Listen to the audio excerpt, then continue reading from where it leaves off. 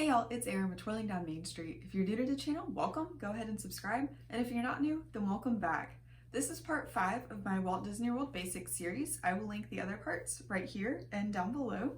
And today I'm going to be talking about rides and attractions at Disney's Hollywood Studios.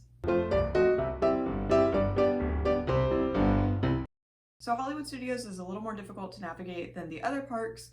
It's not really a circle, but it kind of is. I'm going to talk about the rides kind of in a counterclockwise way. Hopefully it'll make sense. When you first walk into the park, you will be on Hollywood Boulevard, and when you walk down that and then turn onto Sunset Boulevard, which is the street that has Tower of Terror at the end of it, the first thing you'll come across is actually Beauty and the Beast live on stage. This isn't happening right now, but it's a stage show that tells the story of Beauty and the Beast. It's really cute if you have children or if you're a Beauty and the Beast fan like I am. It's something cool to check out. Again, it's not happening right now, but when it does come back, I highly encourage you to watch it. Next is the Twilight Zone Tower of Terror. This ride is my favorite ride at Hollywood Studios. It follows an episode of the Twilight Zone that was specifically created for this ride at Disney. It's a fictional episode, but the story is that a family got transported into the Twilight Zone by going on an elevator at this hotel, and it got struck by lightning at the same time. And then you're going now in the service elevator, and then you enter the Twilight Zone. I love it. It's a drop ride. It's random every time, so you never know what ride you're going to get because the drops are random, and it's really fun. To the left of Tower of Terror is Rock and Roller Coaster, which is an indoor roller coaster. It has a couple inversions and some corkscrews. I think it's a total of 3 inversions. It goes very fast. It's a launch coaster at the beginning, and it's a lot of fun, but the last time I rode it, I don't know, it just kind of felt a little shaky, and I felt like I needed to just lay down after I rode it, so I don't really ride it that much anymore, but it's still a really fun coaster. Next to that is a new attraction called Lightning McQueen's Racing Experience, and this is a show featuring Lightning McQueen and some Cars characters. I haven't seen it yet, but I've heard it's pretty cool if you have Cars fans. So check that out if you're a big fan of Cars. Alright, if you come back to the center of the park, you will see the Chinese Theater, and that is where Mickey and Minnie's Runaway Railway is located. This ride is new. It just replaced the Great Movie Ride, which some people are upset about, but I do like this new ride. It's an indoor ride with a trackless ride system, and it's the first ride at Disney World featuring Mickey and Minnie, so that's really cool, and it has Donald and Daisy in it and some other friends, and it's really immersive, and it's actually a whole lot more fun than it looks. I really enjoyed it. I would definitely ride it again. We had a fantastic time when we rode it, and you just see something new each time you ride it. There's just so much detail everywhere with this ride. Now we're gonna go under the Hollywood Studios sign. That's to the right of the Chinese Theater. Right in there is a Disney Junior Dance Party. And this is just a dance party for your kids with Disney Junior characters. It is happening right now in some capacity. I'm not totally sure how it works, but basically it features Disney Junior characters and it's a dance party. Across from that is the Voyage of the Little Mermaid, which is not open currently. And this is another show, and it follows the story of the Little Mermaid. If you head kind of back behind the Chinese Theater to the right of it, you will find Walt Disney Presents. This is a really cool walk-through exhibit. It's kind of like a museum, but you can see how Disney made old films. So it's really interesting. Like Snow White, there's all these different glass panels that had paint on them, and then the camera would like pan from the top, and as the panels would move, it would create depth and everything, and you can actually see that in this exhibit, and it's just so awesome.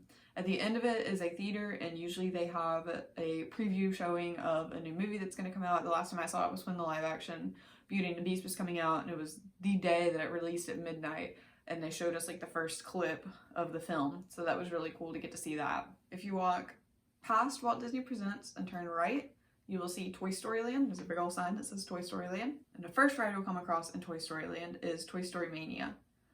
Toy Story Mania is a game. It's kind of like Buzz Lightyear Space Ranger Spin. It's an Omni-mover, which I covered in this video, and you're shooting at a screen, which is unlike Buzz Lightyear because you're shooting at actual targets there, but you wear 3D glasses and there's screens and you're shooting, and either shooting rings or balls. It's like carnival games, and you're competing against the other people that are in your vehicle.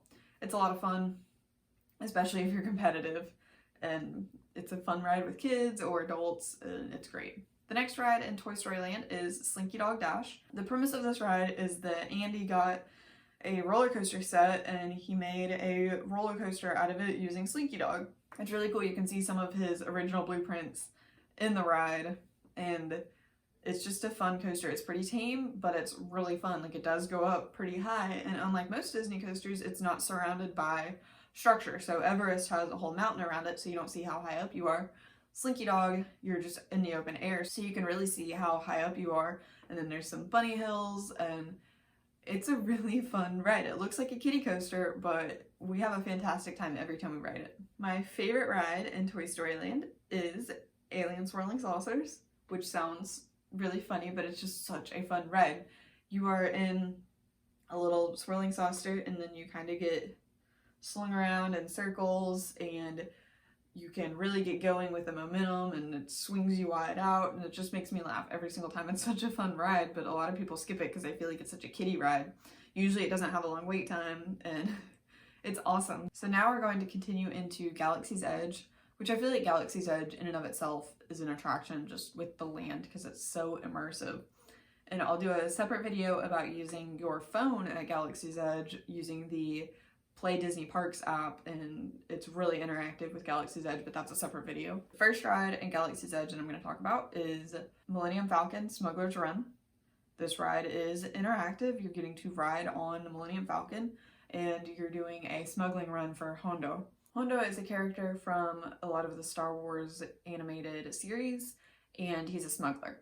So you are flying the Millennium Falcon and doing a job for him, and it's interactive. You have 3 different roles that you can play, and you get to push buttons and do things, and the success of the mission is determined by what you press and how quickly you press it and things like that. It's a lot of fun. It usually has a short wait time because, I don't know, it's not the big ride that's in Galaxy's Edge, but it's still a fun ride, I think. The big ride in Galaxy's Edge is Rise of the Resistance. In this ride, I need to do a separate video about it, but you have to have a boarding pass in order to ride. So it's kind of similar to Hagrid's with how you need a virtual line experience. I'll link that video here.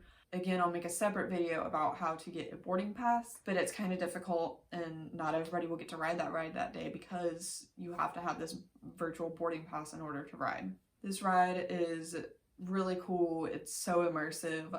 If you don't want to see spoilers, skip to what I'm about to put right here. But if you don't mind spoilers, then the storyline is you're a recruit for the Resistance, and then you get captured by Kylo Ren, and then he's kind of chasing you around, and it's just so immersive. It's an awesome, awesome ride if you get a chance to ride it. When you come out of Galaxy's Edge, on the right is Muppet Vision 3D. This is a 3D show featuring the Muppets. It's really cute. I think it even sprays some water at you at one point, I can't remember. But it's a fun show. It did affect me with the 3D-ness of it and kind of made me motion sick, so I don't really watch it that much, but it's still a really cute show. As you head back more into the central part of the park, you'll come across Star Tours. The Adventures Continue. This ride is a simulator type ride where there's a screen and C-3PO is in charge of this little transporter ship, and everything goes wrong, of course, because it's C-3PO. Even the queue of this ride is really immersive and really cool. It's not part of Galaxy's Edge, but it is another Star Wars ride, and it features scenes from the movies. So what's really cool is that these scenes are random, so each time you ride it could be something different.